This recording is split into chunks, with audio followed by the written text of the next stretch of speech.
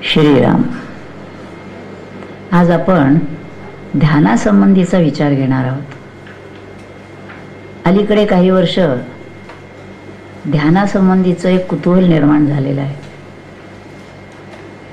म्हणजे डॉक्टर्स मंडळी सुद्धा देहाच्या पातळीवर ध्यानाचा उपयोग कसा आहे हे समजावून सांगतायत. त्यासाठी ध्यानाची शिबिरं घेतली जात आहेत, वर्ग घेतले जात आहेत. अनेक तऱ्हेनं हा ध्यानाचा विचार चालू आहे. नेमकं ध्यान म्हणजे काय, ते कसं करायला पाहिजे, त्याचे परिणाम आपल्या जीवनावर काय होतात, हे सगळं जरा बारकाईनं पाहायला पाहिजे. ध्यान म्हणजे केवळ डोळे मिटून बसणं नव्हे. ध्यान ह्याचा अर्थ मेडिटेशन म्हणजे नो माइंड स्टेट, मनात कोणताही विचार नसणं. पुष्कळ वेळेला कॉन्सन्ट्रेशन म्हणजे मनाची एकाग्रता ह्याला ध्यान म्हटलं जातं. पण मनाची एकाग्रता म्हणजे ध्यान नव्हे. कॉन्टेम्प्लेशन म्हणजे चिंतन, एखाद्या श्लोकावर, ओळीवर, एखाद्या शब्दावर चिंतन करणं म्हणजे ध्यान करणं असंही म्हटलं जातं. तर तेही ध्यान नव्हे. कारण कॉन्सन्ट्रेशन म्हणजे मनाची एकाग्रता असं म्हणताना मन तिथं शिल्लक असतं. चिंतनामध्ये मन बुद्धी दोन्हीचं त्या ठिकाणी अस्तित्व असतं. आणि आपल्याला ध्यानामध्ये जे पाहिजे असतं ते मनही नको असतं, बुद्धीही नको असते, काहीच नको, पण आपण आहोत. म्हणजे आपणही नाही असं नाही, किंवा त्या स्थितीचं आपल्याला भानच नाही असं नाही. ती स्थिती सुषुप्तीमध्ये असते. आपण जेव्हा गाढ झोपतो तेव्हा कोणताच विचार नसतो, स्वप्नही नसतं. म्हणजे निद्रेमध्ये स्वप्न आणि सुषुप्ती या दोन स्थिती आहेत. त्याच्या आधीची जागृती स्थिती. तर निद्रेमध्ये जागृती नाही, परंतु स्वप्नही नाही. कारण स्वप्नाच्या ठिकाणी मनाचे व्यापार सुरू असतात. कुणी कुणी केव्हाचे खोल खोल खोल विचार झालेले जुने काहीही असतील ते स्वप्नामध्ये येऊ शकतात. म्हणजे काही जिथं नसतं तिथं अनेक गोष्टी आहेत असं दिसतं, भासतं, हे स्वप्नामध्ये होतं. जागं झाल्यानंतर लक्षात येतं इथं काहीच नाही, फक्त आपण आहोत. पण स्वप्नात मात्र खूप गोष्टी आपल्याला दिसत असतात. आपण खात असतो, जेवत असतो, हिंडत असतो, फिरत असतो, बोलत असतो, अनेक गोष्टी करत असतो, भांडत असतो. हे सगळं जे आहे सगळे मनाचे व्यापार चालू असतात.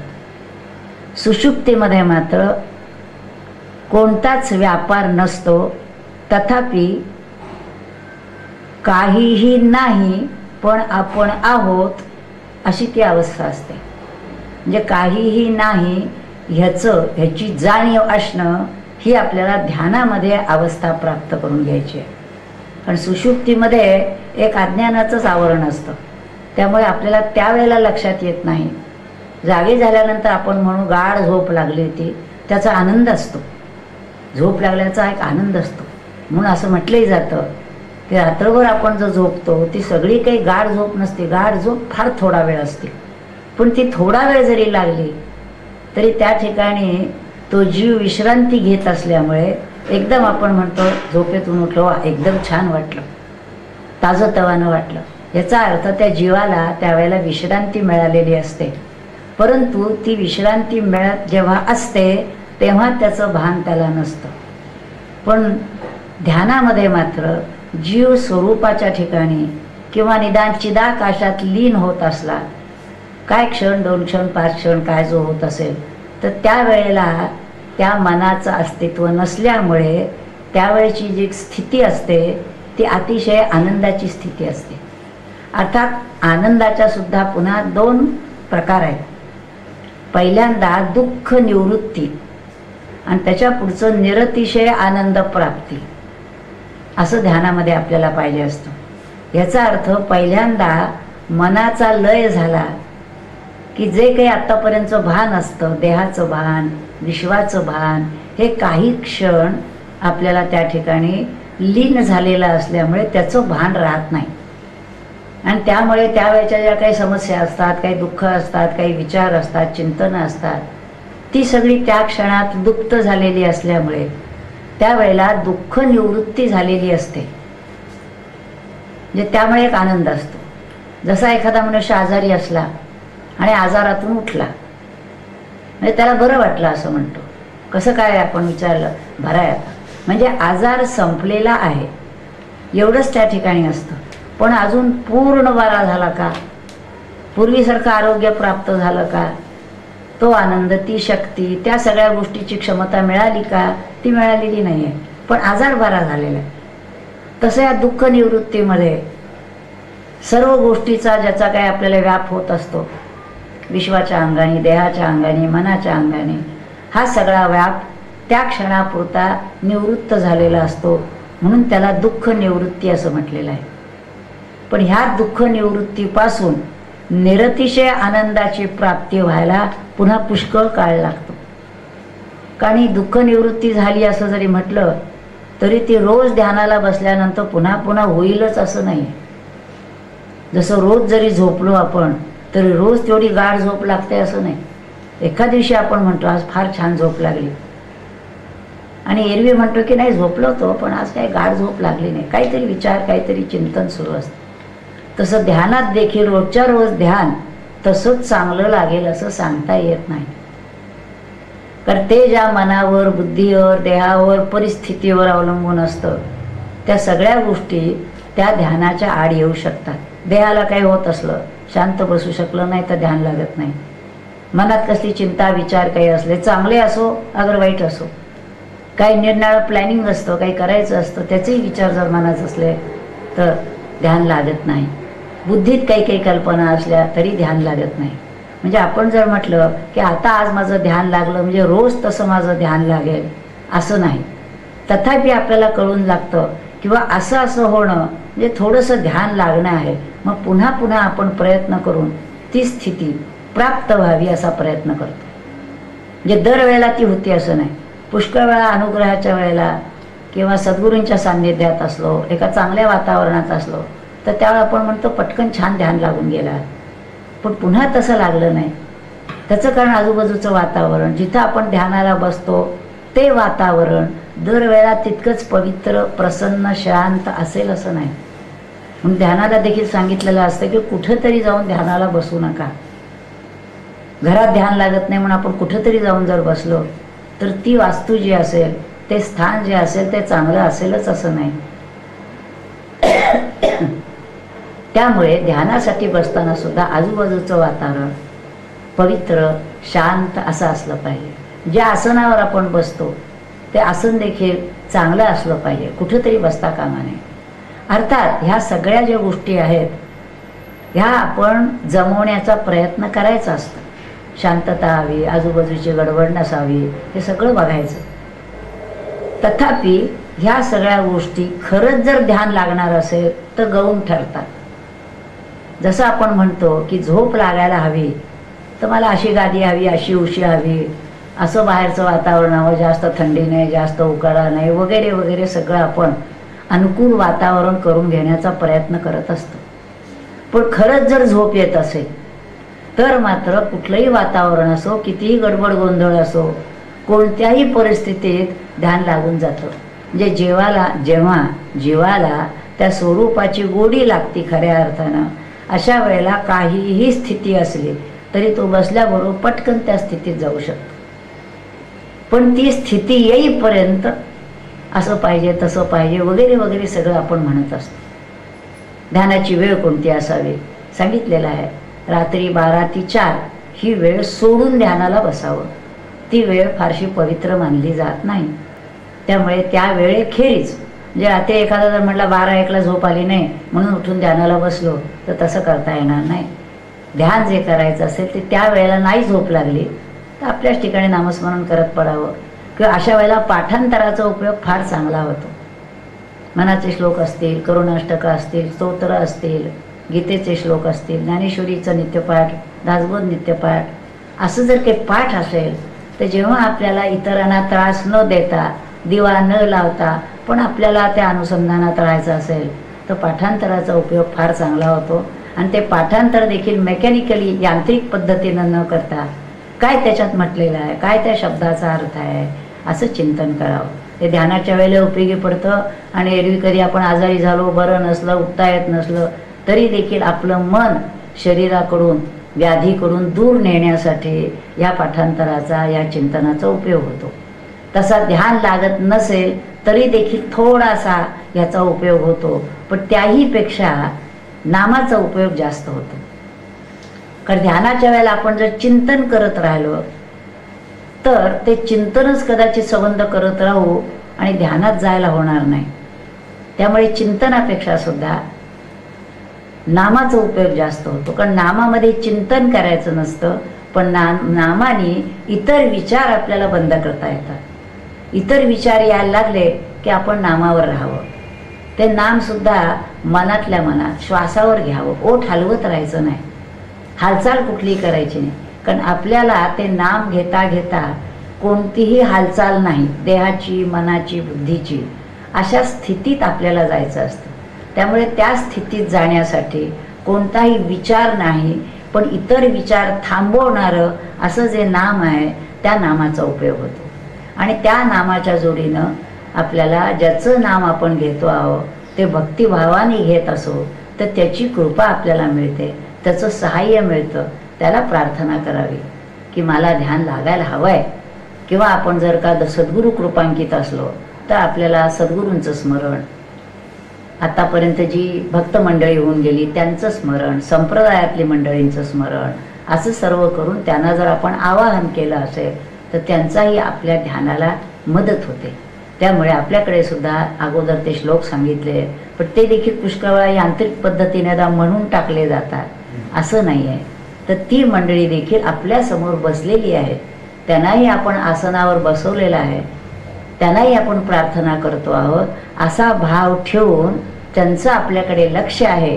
त्यांची कृपा आपल्याला प्राप्त होणार आहे. पण कृपा प्राप्त केव्हा होते? सद्गुरु कृपा कळे त्यासी जो शोधील आपणासी. आपण जर आपल्याला शोधण्याचा प्रयत्न, म्हणजे पहावे आपणासी आपण, याला ज्ञान म्हटलेलं आहे, तसा जर आपण प्रयत्न करत असू आणि त्यासाठी जर त्यांची आपण प्रार्थना केली तर ते आपल्याला मदत करतात. मदत करतात ह्याचा अर्थ काय? जे विचार आपल्या आड येत असतात ते विचार कमी करायला त्यांची मदत होते. त्यामुळे नामाच्या अंगाने आपल्याला ध्यानात जाता येतं. त्यामुळे सामान्यतः आता जे सांगितलं जातं की ध्यानाने प्रकृती बरी राहील, तो एक बाय प्रॉडक्ट म्हणा तुम्ही, ठीक आहे, प्रकृती ठीक राहण्यासाठी. कारण ध्यानाचा याचा अर्थ ज्या मनावर एक ताण आल्यामुळे येणारे आजार असतात ते कमी व्हायला त्याचा उपयोग होतो. परंतु खऱ्या अर्थाने ध्यानाचा उपयोग हा आत्मदर्शनासाठी, मी कोण आहे हे जाणून घेण्यासाठी, ज्याला गॉड रिअलायझेशन, सेल्फ रिअलायझेशन असं म्हणतात, ते मुख्यतः ध्यानाचं ध्येय आहे. ध्यानापासून काय प्राप्ती आहे, काय मिळवायचं आहे असं जर विचारलं तर ती स्थिती आपल्याला मिळवायची. अर्थात ध्यान करायचं म्हटल्यानंतर त्याचे पहिली जे अंग आहेत, यमन, यम, आसन, प्राणायाम, प्रत्याहार, हे सगळ्या गोष्टी करायला पाहिजेत. काहीही वागतोय, कसंही वागतोय आणि ध्यानाला बसतोय असं जर असेल, यमन यम जर पाळले जात नसतील तर ध्यान लागणं शक्य नाही आहे. आता काही वेळेला काय होतं की सद्गुरूंच्याकडे आपण अनुग्रह जर घेतला असेल तर सद्गुरूंच्या ती एक शक्ती असते, शक्ती संक्रमणाची शक्ती असते आणि अनुग्रहाच्या वेळा ती शक्ती संक्रमित केली जाते. तथापि सगळ्या सद्गुरूंच्या जवळ ती असते, ते जर सद्गुरू असतील तर. पण सगळेच सद्गुरू त्या शक्तीचा वापर करतात असं नाही. उदाहरणार्थ स्वरूपानंदांच्या बद्दल असं म्हणतात, त्यांनी असं शक्ती संक्रमण फारसं केलं नाही. त्याचं कारण काय असतं, समोर येणारी व्यक्ती सुद्धा ती शक्ती ग्रहण करण्याला पात्र असावी लागते, थोडी ना थोडी तरी. त्याची जर काहीच तयारी नसेल तर शक्ती संक्रमण करून काय उपयोग आहे. आणि शक्ती संक्रमण करताना त्या सद्गुरूंची शक्ती खर्ची पडत असते. त्यामुळे दगडावर त्याचं टाकलं नाही काही. त्यामुळे जिथं ते बी रुजणार असेल अशी जर तिथं भूमी तयार असेल, भाविक आहे, आर्त आहे, खरोखरच त्याला तळमळ आहे, तो करणार आहे काही ना काहीतरी या मार्गाने, असं जर असेल तर त्याचा उपयोग होतो. आणि त्यामुळे आपला नाथ संप्रदायात सुद्धा सगळ्या सद्गुरूंनी शक्ती संक्रमित केली नाही. तथापि माधवनाथांच्या सांगण्यात होतं की स्वरूपानंदाने माधवनाथांच्या बाबतीत शक्ती संक्रमित केली, रामकृष्णाने विवेकानंदांच्या बाबतीत शक्ती संक्रमित केली, त्याचा अनुभव आलेला आहे, त्याचं आपल्याला वाचायला मिळतं. म्हणजे असं जर वाटलं की ही व्यक्ती काही करता येण्यासारखी आहे, स्वतः करता, समाजासाठी, किंवा हे जे शास्त्र आहे, हा जो अनुभव आहे, हा पुढे नेण्याची शक्यता आहे, असं जर काही वाटलं तर एक शक्ती संक्रमित केली जाते. किंवा माधवनाथाने जे शक्ती संक्रमित केली त्याच्यामध्ये असा एक दृष्टिकोन दिसतो की नुसतं ध्यानाला बसा असं म्हटलं तर ध्यानाची गोडी लागत नाही. अशा वेळेला जर शक्ती संक्रमित करून त्याला जर थोडी ऊर्ध्व दिशा आणून दिली, प्राण ऊर्ध्व गतीला जर थोडे लागले आणि त्याची जर चुणूक त्या व्यक्तीला जर मिळाली तर त्याला त्याची गोडी लागते आणि तो बसायला लागतो. म्हणजे ध्यानाला त्यांनी बसायला लागावं म्हणून देखील थोडं शक्ती संक्रमण केलं जातं. पण ते जर पुढे त्यांनी त्याप्रमाणे साधना केली नाही तर ते शक्ती संक्रमित केलेली असते ती काही काळाने नष्ट होण्याची शक्यता असते. त्यामुळे जसं बी पेरल्यानंतर त्याला जर आपण पाणी घातलं नाही, त्याचं पोषण केलं नाही तर ते बी नाही सवतं, जळून जातं. तसं शक्ती संक्रमित केल्यानंतर सुद्धा काही मंडळी ज्याचा पाठपुरावा करतात त्यांची प्रगती ध्यानामध्ये होत जाते. नाही तर काही मंडळी म्हणतात अनुग्रह घेतलेला आहे पण पुढं काही नाही, त्याचं कारण त्यांनी त्याचा पाठपुरावा केलेला नसतो. तेच आपल्याला करायचं आहे अशी जिद्द नसते, असा प्रयत्न नसतो, त्यामुळे त्याचा उपयोग होत नाही. त्यामुळे हे शक्ती संक्रमण जे आहे ते त्या व्यक्तीला गोडी लागावं म्हणून, आणि गोडी लागल्यानंतर तो जर ती साधना तो साधक करत राहिला तर त्याचा उपयोग पूर्ण ध्येय जे आहे ते प्राप्त करेपर्यंत होऊ शकतो. पण त्याचा उपयोग करणं हे मात्र त्या शिष्यावरती अवलंबून आहे.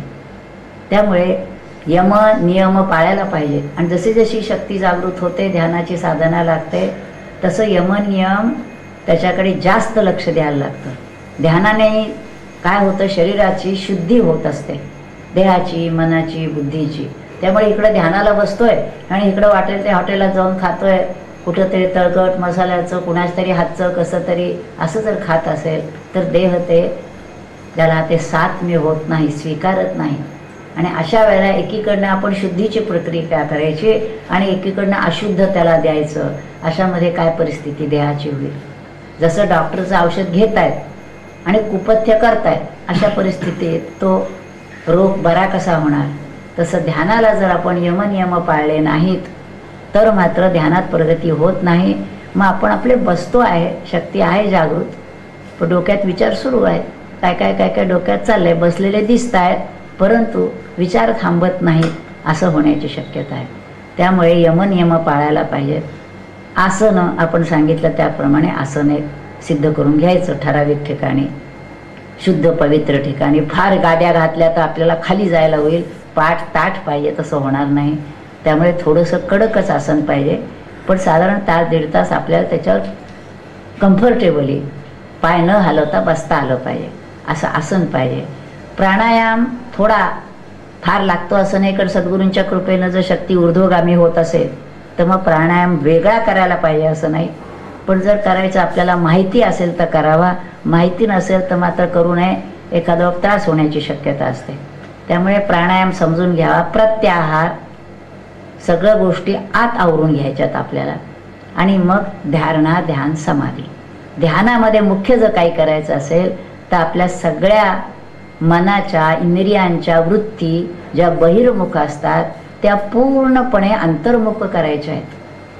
ह्याच ठिकाणी मोठा संघर्ष असतो, कारण इंद्रियांना बाहेरच्या विषयाची गोडी असते, मनाला बाहेरची गोडी असते, नाना विषय त्याला ऐकायचे असतात, पाहायचे असतात, खायचे असतात, स्पर्शाला हवे असतात. अशा स्थितीत त्याला संपूर्ण तिथून आत वळवणं ह्याच्यासाठी फार मोठी धडपड करावी लागते. संत देखील सांगतात की आम्हाला 6-6 वर्ष, 12-12 वर्ष लागली की त्या मनाला आत आणायला. पण अशा तऱ्हेनं आपण प्रयत्न करायलाच पाहिजे. आणि त्यासाठी आपलं बाहेरचं जे जीवन आहे, बाहेरची जी संगती आहे, खाणं पिणं आहे, वातावरण आहे, वाचन आहे, जे काय आपण बघतो आहे, ज्यांच्याशी संवाद साधतो आहे, त्या सगळ्या गोष्टी अशा अनुकूल पाहिजे की ज्या योगे आपले मन व्यग्र होणार नाही, शांत राहील. ज्या गोष्टीशी आपला संबंध नाही त्या गोष्टीवरची चर्चा, त्याचं वाचन, त्या मेळाव्यात राहणं, या सगळ्या गोष्टी वर्ज्य करायला हव्यात. आपण अजून असे झालेलो नाही की काहीही वातावरण बाहेर असलं तरी त्याचा आपल्या मनावर परिणाम होत नाही, असे आपण रेजिस्टंट झालेलो नाही. संत तसे असतात, तरी देखील ते सांभाळतात. त्याचं कारण त्यांना ते वातावरण सहनच होत नाही, पण ते असले तरी ते आत घेत नाहीत. त्याला कवच घातलेलं असतं. जसं गोंदवलेकर महाराज म्हणायचे, नामाचं कवच घाला. तसं अशा जेव्हा प्रसंग येतो तेव्हा साधक जर असेल तर त्यांनी कान बंद करता येत नाही म्हणून उघडे ठेवावे, डोळे बंद करता येत नाही म्हणून वाटलं तर उघडे ठेवावे, पण मन त्या इंद्रियातून काढून आत नाम चालू ठेवावं. म्हणजे कुणी काही बोलत असलं तरी त्याचा परिणाम आपल्यावर काही होणार नाही आणि आपण आपल्या नामात राहू शकू. असे नाना प्रकाराने आपल्याला ध्यानाच्यासाठी खटपट करावी लागते. ध्यान अनेक प्रकारचं असतं. कोणी काय सांगतं, कोणी काय सांगतं. अनेक मंडळी विचारतात, पायापासून शरीर मन फिरवत सगळीकडे न्यायचं का, श्वासावरनं न्यायचं का. तर नाना प्रकार आहे. सगळ्याचा परिणाम आपल्याला शेवटी मन उन्मन होण्यामध्ये झाला पाहिजे. मग तुम्हाला नाम घेता घेता जात असेल ठीक आहे, शांत बसून जात असेल ठीक आहे, काही पाठांतर केलेलं म्हणत म्हणता तिथं जात असेल तर ठीक आहे. कुठल्याही मार्गाने तुम्ही जा, पण मन उन्मन करणं हे त्याच्यातून साधलं पाहिजे. भक्ती करता करता देखील मन उन्मन होतं, परंतु ती भावावस्था फार काळ टिकत नाही. म्हणून योगाला भक्तीची जोड द्यावी, पण शेवटी जास्त काळ जर टिकायचं असेल तर योगाच्या अंगानेच जायला पाहिजे. मग राजयोगामध्ये भक्तीसहित ध्यान सांगितलं आहे. आपल्याला हठयोगाची गरज नाही. भगवद्गीतेनं आणि ज्ञानेश्वरीनं 6व्या अध्यायात योगावरती विस्तृत वर्णन केलेलं आहे. पण भगवद्गीतेमध्ये कुंडलिनी जागृती हा शब्द नाही, कुंडलिनी हा शब्दच नाही आहे. ज्ञानेश्वरीमध्ये त्यांनी कुंडलिनी जागृती, तिचा होणारा परिणाम ह्याच्यावर विस्तृत विवरण केलेलं आहे. तथापि पुन्हा त्यांनी म्हटलं, योगाचे निबळे अधिक काही मिळे ऐसे नाही, आगळे कष्टची तया. याचा अर्थ हठयोग असं त्यांना अभिप्रेत आहे. काही वेळा ह्या ओळीचा अनेक मंडळी उल्लेख करतात आणि म्हणतात ज्ञानेश्वर महाराजांनी सांगितलं आहे की योगाची काही गरज नाही, असा त्याचा अर्थ नाही. ते योगानीच गेले, निवृत्तीनाथ योगानीच गेले, सर्व मंडळी योगाची साधना करतच असतात. तुकोबा भक्तराज असं जरी म्हटलं तरी तुकोबाने देखील योगाची साधना केलेलीच होती, करावीच लागते. कोणी जरी नामसंप्रदायी असेल आणि ते जर सद्गुरुपदावर गेलेले असतील तर ते देखील साधना योगाची केल्याशिवाय त्या स्थितीत जाता येत नाही. कारण ध्यानेन आत्मनि पश्यन्ति, पुढे केचिद आत्मानम आत्मने वगैरे म्हटलंय, पण मुख्य जे आहे ते ध्यानामध्येच आत्मदर्शन होतं. कारण ती जी स्थिती आहे शून्य अवस्था आणणं, ती शून्य अवस्थेतून पुन्हा निशून्य अवस्थेत जाणं आणि महाशून्य स्थितीत जाणं. महाशून्य स्थितीत पोचणं म्हणजेच ते शेवटची स्थिती आहे, साक्षात्कार होणं. पण त्याच्यासाठी एक क्षणभर शून्य अवस्था आली पुन्हा खाली आलो असं जर म्हटलं तर ती स्थिती येणार नाही. त्यामुळे शून्य अवस्था आधी येणं म्हणजे मनाचा मनोलय करणं आणि पुढे अनेक वर्ष त्या शून्य स्थितीमध्ये राहता राहता राहता मनाचा संपूर्ण नाश करणं. याचा अर्थ मनच नाही असं नव्हे, पण जे मन आपण समजतो की ज्या मनाला नाना विचार आहेत, कल्पना आहेत, संकल्प विकल्प आहेत, काम क्रोधादी विकार आहेत, असं ते मन नसतं. म्हणजे संतांना मन असतं का नाही? मन असतं, पण त्यांचं मन जे असतं ते फक्त जगत कल्याणाचाच विचार करत असतं. त्यांचे स्वतःचे विचार, विकार, संघर्ष, अपेक्षा असं काहीही त्या मनात नसतं. फक्त त्या मनात बुद्धीत एकच विचार असतो, दुसऱ्यासाठी आपल्याला काय करता येईल. त्यामुळे त्या स्थितीपर्यंत मन आपल्याला घेऊन जायला पाहिजे. आणि तसं जर एखाद्याचं गेलं असेल तर मग त्या ठिकाणी तुझं माझं स्पर्धात्मक भाव, ह्याचं पुढे का माझं मागं वगैरे हे जे काही असतं असल्या गोष्टी असतात नाही. म्हणजे खरे संत असतात त्यांच्यामध्ये हे मनाचे व्यापार, येणारे संघर्ष, घरात म्हणा बाहेर म्हणा कुठेही त्यांचा संघर्ष नसतो. तर त्या एका अशा स्थितीत पोचलेले असतात की त्या सगळ्या जगाकडे एक वेगळ्या दृष्टीतून पाहू शकतात. म्हणून समर्थांनी जसं म्हटलंय, तुटे वाद संवाद, वाद संवाद जिथं तुटतील असं करावं. म्हणजे एखादा वाद घालायला आला तरी लक्षात आलं वाद घालून काय करायचं आहे. हा समजून घ्यायचं असेल तर सांगायला तयार आहे, पण वाद घालण्यात तो आपल्या ठिकाणी पक्का राहणार, आपल्याला आपला अनुभव वेगळा आहे, तर अशा म्हणजे असे जे प्रसंग असतात ते टाळणं आणि आपण आपल्या स्वरूपाच्या आनंदात राहणं, ह्या स्थितीपर्यंत आपल्याला पोचायचं. म्हणजे स्वतः आनंद रूप होऊन इतरांनाही आपल्याकडे येणारा ना आनंद त्या क्षणालाही मिळवून देणं आणि आनंदाचा मार्ग सांगणं, की येणाऱ्या कुठल्याही गोष्टीकडे तुम्ही अशा एका दृष्टीनं बघायला शिका की ज्या योगे तुम्हाला दुःख, व्यग्रता, खिन्नता येते ती येणार नाही. अज्ञानाने कुणी तुम्हाला त्रास दिला तरी समजून घ्यावं तो अज्ञानी आहे म्हणून असं करतोय. म्हणून संतांची चरित्र जर पाहिली तर त्यांच्या शत्रूंबद्दल देखील त्यांनी कधी शत्रुत्व पत्करलं नाही, कारण त्यांना माहिती होतं की अज्ञानी जीव आहे म्हणून हा असं करतोय. परमेश्वरा त्याच्यावर कृपा कर. फार मोठी स्थिती आहे, पण ह्या स्थितीपर्यंत जायचं आहे. कुठं जायचं आहे हे लक्षात घ्यायचं.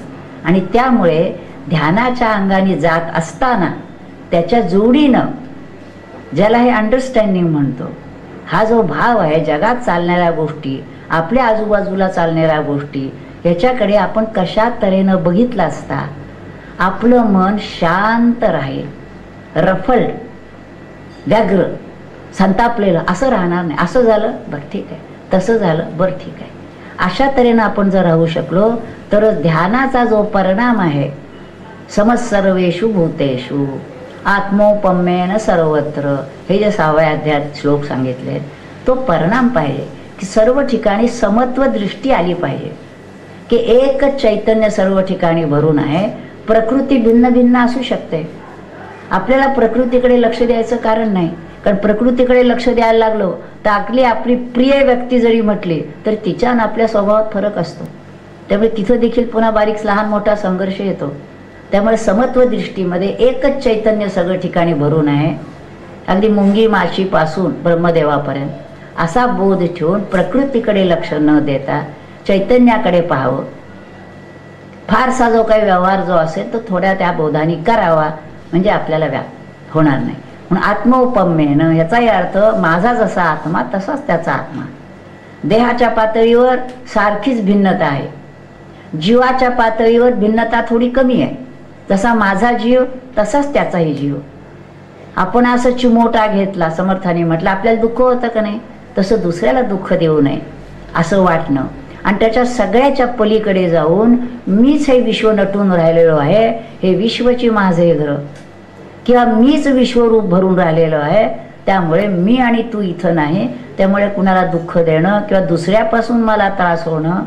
यस्मान नो द्विजते लोको लोकांना द्विजते चया, ही जी भक्ताची व्याख्या, सगळ्या भक्ताच्या व्याख्या ज्या 12व्या अध्यायात केलेल्या आहेत त्या त्याच्या अनुभवाला येतात. उन्मत्ते जगे जयासी खंती न लगे, जग उन्मत्तच असणार, खंत वाटायचं कारण नाही. तो असा वागतो, परमेश्वरा त्याला सद्बुद्धी दे. या पलीकडे त्यांनी माझा अपमान केला, तो मला असं बोलला, त्यांनी माझी निंदा केली, असं काही संभवत नाही. कारण जो आत्मरूप झाला त्या आत्म्याला निंदास्तुती नाही, मान अपमान नाही, तुझं माझं नाही. देहाच्या पातळीवर या सगळ्या गोष्टी आहेत, मी देहच नाही असा बोध अखंड ठेवण्याचा प्रयत्न केल्यानंतर मग त्या ठिकाणी परीक्षा असते. असं जेव्हा केव्हा येतात प्रसंगी येतो त्यावेळा त्या व्यक्तीला काय वाटतं. तर संतांच्या जीवनात आपण असं पाहिलं, ज्ञानेश्वर महाराजांचं बघितलं, जे काय आपण आकिलाय वाचलाय त्याच्यावरून, नाथांचं बघितलं की अनेक प्रकारे त्यांना त्रास आणि देणारच हे लक्षात घ्यायचं. जितका तो संत मोठा मोठा होत जातो तितकं त्याचा मत्सर करणारी मंडळी, त्याच्याबद्दल वाईट बोलणारी ही असणारच, हे गृहीतच धरायचं. किंबहुना त्याची दृष्टी मग अशी होती, संतांची दृष्टी, की भगवंतच त्यांच्या रूपाने आपली कसोटी घेतोय, की आपली निष्ठा किती आहे. त्यांनी किती छळलं तरी तो छळ असं न वाटता, भगवंता तुझा ही लीला आहे, खेळ आहे तुझा, त्यामुळे त्याच्याबद्दल काहीही न वाटता त्याच्यामध्ये देखील भगवत रूप पाहता येणं, इथपर्यंत जायचं आहे आपल्याला. तो प्रयत्न आपल्याला करायला लागतो. त्यामुळे पहिल्यांदा किती तास ध्यानाला बसलो ह्यापेक्षा सुद्धा ध्यानाच्या जोडीनं आपल्या आचार विचारात ह्या गोष्टी येत आहेत का हे आपण बघितलं पाहिजे, स्वतःलाच तपासायचं. आणि असं करता करता अनेक गोष्टी आपल्या हातून घडत असतात. त्याचं भान ठेवून ते पुन्हा उद्या सुधारली पाहिजे, ते उद्या सुधारली पाहिजे असं लक्षात ठेवून सुधारायला पाहिजे. त्यामुळे ध्यान आपण बघितलं, ध्यानाचा परिणाम काय व्हायला पाहिजे, त्यामुळे ध्यान कसं करायला पाहिजे, त्याला पथ्य काय पाळायला पाहिजे, ध्यानाचा परिणाम कुठपर्यंत झाला पाहिजे, हे सगळं लक्षात घ्यायचं आहे. पण ध्यान याचा अर्थ नुसतंच ध्यान नव्हे, तर गीतेने सांगितल्याप्रमाणे कर्माचा कर्मयोग व्हायला पाहिजे, भक्तीचा भक्तियोग व्हायला पाहिजे, ध्यानाच्या अंगाने ही आता स्थिती सांगितली तिथपर्यंत जायला पाहिजे, आणि ज्ञानाच्या अंगाने सुद्धा, कारण ज्ञान सुद्धा साधनारूपही आहे आणि साध्य प्राप्त करायचं आहे म्हणजे ज्ञेय रूप व्हायचं आहे. तसं ध्यानामध्ये सुद्धा ध्यान ही साधना आहे, म्हणजे ज्ञान मिळवण्यासाठी ध्यानाची साधना, आणि ज्ञान झाल्यानंतर ध्यानाची स्थिती. श्रेयो हि ज्ञानम अभ्यासात ज्ञानात ध्यानम विशिष्यते असं म्हटलेलं आहे. तर ह्या ठिकाणी सुद्धा श्रेयो हि ज्ञानम अभ्यासात, इथं अभ्यासात याचा अर्थ ध्यानाच्या अभ्यास, ध्यानाच्या अंगाने ज्ञान प्राप्त करून घ्यायचं आहे. आणि ज्ञानापेक्षा ध्यान श्रेष्ठ असं जे म्हटलंय, ते ज्ञानापेक्षा ध्यान याचा अर्थ अखंड ध्यान, म्हणजे ठराविक वेळेला ध्यानामध्ये तो बोध आहे आणि नंतर नाही असं नाही. ज्ञान झाल्यानंतर अखंड ती ध्यानाची स्थिती. त्यामुळे श्रेयो हि ज्ञानम अभ्यासात ज्ञानात ध्यानम विशिष्यते, आणि ध्यानात कर्मफल त्याग, म्हणजे ध्यानापेक्षा सुद्धा कर्मफल त्याग मोठा सांगितलाय. हा कर्मफल त्याग केव्हा होतो, तर ज्ञान झाल्यानंतर. त्या देहापासून, देह मन बुद्धी जे काम करताय त्याच्यापासून मी अलिप्त आहे असा बोध यायला पाहिजे. आणि मग त्यांनी जे म्हटलं ज्ञानेश्वर महाराजांनी, कर्म जेथ दूरावे, ज्या ठिकाणी कर्म आपल्यापासून दूर आहे असं लक्षात येतं, त्या ठिकाणी फलत्याग सहजच होतो. जसं दुसऱ्या एखाद्याने कर्म केलेलं आहे तर आपण असं म्हणत नाही की ते कर्म त्याचं फळ मला मिळावं, कारण आपल्याला माहिती आहे ते कर्म मी केलेलंच नाही. कर्म जर मी केलेलंच नाही तर त्याचं फळाची अपेक्षा करण्याचाच प्रश्न नाही. तसं इथं ह्या बोधाने कर्म जे इथं दुरावे, कर्म माझ्याशी संबंधच नाही कारण मी आकर्ता आहे, देह मन बुद्धी कर्म करते आहे आणि मी आकर्ताच असल्यामुळे त्या कर्मफळाचा भोगताही मी संभवत नाही. त्यामुळे कर्मफल त्याग केला असंही म्हणायचं कारण नाही. आता हे कर्म केलेलं आहे, त्याचं फळ आहे आणि त्याचा मी आता त्याग करतो आहे वगैरे, हे जे सगळं आहे ना, हे खालच्या पातळीवर आहे. म्हणून सुरुवातीला कर्म करून सुद्धा ब्रह्मार्पण करतो, हे देखील पातळी खालचीच आहे. म्हणजे मी कर्म केलेलं आहे, मी ब्रह्मार्पण केलेलं आहे अशी स्थिती आहे. पण ध्यानाने जेव्हा पूर्ण अलिप्तता येते की देह वेगळा आत्मा वेगळा, इतकं पूर्ण अनुभवात आलेलं असलं, आणि मी जर आत्म्याच्या ठिकाणी बसलो असेल आणि ज्ञान झाल्यानंतर तो बसावा अशी अपेक्षा आहे, असा जर असेल तर जेव्हा काम असेल काही कार्य करायचं तेव्हा तो देहभावावर येऊन काम करेल. जसं लिहायचं असेल तर आपण पेन घेऊ, पण आपल्याला माहिती आहे की पेन म्हणजे मी नव्हे, घड्याळ म्हणजे मी नव्हे, मी घेतलंय त्या कामासाठी, काम झाल्यावर ठेवून दिलंय. तसं ते कर्म करण्यासाठी देह मनबुद्धीचा वापर मी केलेला आहे, परंतु देह मनबुद्धी मी नसल्यामुळे आणि ज्याला ते कर्मफलाचा भोग हवा आहे तो मी, मला कर्तृत्वच नसल्यामुळे आणि भोक्तृत्वच नसल्यामुळे त्या कर्माच्या फळाची अपेक्षाच नाही. मग कर्मफल त्याग, त्यागात शांतीरनंतरम, परिणाम काय होतो? शांती. का शांती? उदंड कर्म करतायत, उदंड कर्म करत असली तरी कर्तृत्व आणि भोक्तृत्व माझ्याकडे नसल्यामुळे मी अत्यंत शांत आहे.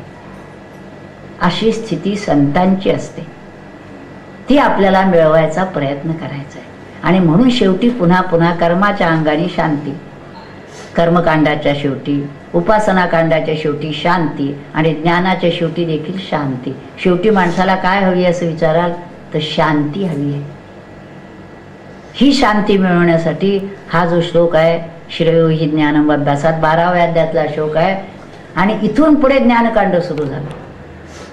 मग पुढे जे सगळं 15व्या अध्यायाच्या शेवटीपर्यंत आलंय ते ज्ञानकांड आलेले. पण ह्यासाठी काय काय करायला पाहिजे असं जर बघितलं तर ध्यानाची साधना ही अत्यंत प्रमुख आहे, पण त्याला भक्तीची जोड पाहिजे. आणि ध्यान जर उत्तम व्हायला हवं असेल तर आपलं कर्म शुद्ध निष्काम कर्मयोगाचं आचरण झाल्याशिवाय ध्यान खऱ्या अर्थाने लागत नाही. त्या ध्यानाला बसल्यानंतर सुद्धा मी कर्म केलं त्याचं मला काय, तो मला, हे जर डोक्यात सगळा घोटाळा असेल तर ध्यान लागणार नाही. म्हणून ध्यान सुद्धा पहिल्यांदा आपण ध्यान लावत असतो, म्हणजे पहिल्यांदा कर्म असतं ते. मी आता ध्यान करणार आहे, म्हणजे करणार आहे काहीतरी तो, म्हणजे जोपर्यंत करणार आहे म्हणत असतो तोपर्यंत ते कर्मामध्ये येतं. आणि सहज ध्यान लागलं त्या ठिकाणी मी नाही, कर्म करणं नाही, ध्यान लागून गेलं. आणि असं सहज ध्यान लागणं हेच अपेक्षित आहे. मला ज्ञान झालं असं जोपर्यंत म्हणतो आहे तोपर्यंत ते झालेलं नाही. कारण मूळ अधिष्ठान जे आहे त्या अधिष्ठानाच्या ठिकाणी ज्ञान आणि अज्ञान दोन्ही संभवत नाही. म्हणून अज्ञान जे आहे ज्ञाने नेलिया आणि ज्ञाने कीर्तिमुखत्व केलिया असं म्हटलेलं आहे. म्हणजे अज्ञान काढण्यासाठी ज्ञानाचा काटा घेतला, अज्ञानाचा काटा काढायचा आहे म्हणून ज्ञानाचा काटा घेतला. आता तो काटा काढल्यानंतर म्हणजे अज्ञान गेल्यानंतर आता ज्ञानाचा काटा ठेवून काय करायचं आहे, म्हणजे मला ज्ञान झालं हे पुन्हा पुन्हा आहे ना. वास्तविक जिथं आपण आहोत असायचं आहे त्या ठिकाणी अज्ञानही नाही, त्याचं सापेक्ष ज्ञानही नाही, दुःखही नाही, ते दूर केलं म्हणून मला आता सुख झालं हेही नाही. म्हणजे ज्या ठिकाणी सर्व द्वंद्व संपून गेलेली आहेत, निंदाही नाही, स्तुतीही नाही, मान अपमानही नाही, देणं घेणं नाही, येणं जाणं नाही, जे अखंड आहेच आहे अशी जी स्थिती आहे ते माझं स्वरूप असून त्या ठिकाणी आपल्याला जायचंय. म्हणून साधना देखील सहज झाली पाहिजे, प्रत्येक कर्म साधना झाली पाहिजे. कुठलीही गोष्ट करताना दातोट खाऊन जिद्दीनं असं नाही. जिद्दीनं ह्याचा अर्थ हे मी करणार आहे असं ठरवून करायचं. त्याच्या ठिकाणी अगदी काही उठाबशा काढायच्या आहेत आणि मोठं काही करायचं आहे, कुठं युद्ध करायचं आहे. हां, युद्ध करायचं तर ते मनाशी करायचं आणि मनाशी युद्ध करायचं ह्याचा अर्थ मनाचे विकार जर घालवायचे असते तर त्यालाही उपाय असं सांगितलाय की वाईट विचार जर आले चांगल्या विचाराने घालवावेत. विकल्प जर मनात आले तर त्याच्यासाठी चांगला संकल्प करावा. चांगला संकल्प म्हणजे काय की मला भगवत प्राप्ती अपेक्षित आहे, मला ध्यान लागायला हवंय, मला नामात गोडी लागायला हवाय, माझा सत्वगुण वाढायला हवाय, माझे जे अवगुण आहेत ते जायला हवेत. अशा तऱ्हेने विचार येतच असेल तर ते घालवण्यासाठी चांगले संकल्प करावेत. चांगल्या संकल्पाने विकल्प घालवता येतात आणि तो संकल्प देखील जिथं नाही त्या ठिकाणी आपल्याला जाऊन बसता येतं. अशी ही सगळी वाटचाल आहे. ही वाटचालीमध्ये आपल्याला सगळ्या गोष्टींचा विचार करायला लागतो, कर्माचा, भक्तीचा, योगाचा आणि ज्ञानाचा. एखाद्याने जर एकदम म्हटलं मी ज्ञानाचा अधिकारी, तसं होणार नाही. कारण हे सगळे जे काही आहे मनाचे दोष, बुद्धीचे दोष जायला पाहिजे. मन अत्यंत निर्मळ व्हायला पाहिजे.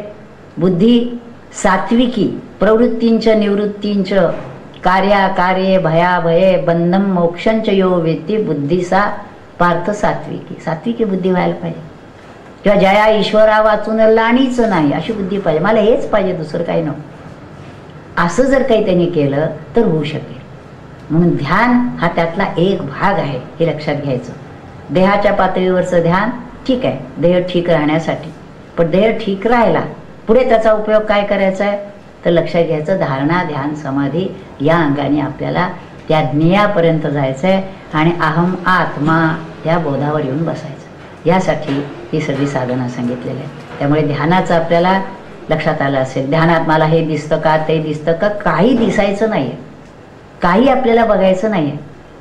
ज्योती दिसते का, त्याच्यात ते म्हटलेलं आहे स्वरूपानंदाने, नयना पुढते दिसते ज्योती. काही मंडळी म्हणतात आम्हाला ज्योत दिसली, आम्हाला प्रकाश दिसला. ठीक आहे, तिला पाहते कोण, तदनुसंधान राखावे. ती ज्योत दिसली म्हणतोस ना, म्हणजे तू एक आहेस आणि ज्योत एक आहे. म्हणजे मला ज्योत दिसली असं म्हणतोय ना, म्हणजे द्वैत आहे अजूनही त्या ठिकाणी. ती ज्योत पाहणारा जो आहे त्याच्या ठिकाणी जाऊन बसायचंय. तोच मी आहे, पाहतोय. मला हे दिसलं स्वप्न, ध्यानामध्ये म्हणतात आम्हाला हे दृश्य दिसलं, आम्हाला ते दिसलं. ठीक आहे, काहीतरी दिसण्यापेक्षा देवाची मूर्ती. पण देवाची मूर्ती पाहायला आपण ध्यानाला बसलेलो नाहीये.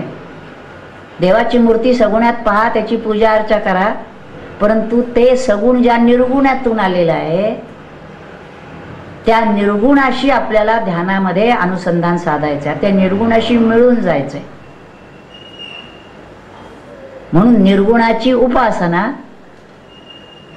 आणि सगुणाची पूजेच्या अंगाने उपासना, ही दोन्ही उपासना आहे. निर्गुणाची उपासना एकरूप होऊन सोमबोधाने करायची आहे आणि सगुणाची उपासना पूजा अर्चा नामस्मरण ह्या अंगाने आपल्याला करायची. त्यामुळे हे दोन्ही जो करतो तोच भगवंतांना अभिप्रेत आहे. त्यामुळे ध्यानाचा उपयोग त्या तऱ्हेनं आपल्याला करायचा आहे, नीट समजून घेतलं पाहिजे. नाहीतर उदंड ध्यान केलं तरी काय करायचं हे जर कळलं नाही तर काही उपयोग होत नाही. त्यामुळे आपण ह्या अंगाने विचार करून आपल्याला ध्यानाची साधना करायला सोपं जाईल असं वाटतं. हरि ओम तत्सत. नमितो योगी थोर विरागी तत्वज्ञानी संत, तो सत्कविवर परात परगुरु ज्ञानदेव भगवंत. ओम ओम ईशावास्यमिदं सर्वं यत्किंच जगत्यां जगत् तेन त्यक्तेन भुञ्जीथा मा गृधः कस्य स्विद्दनम्. ओम शांति शांति शांति.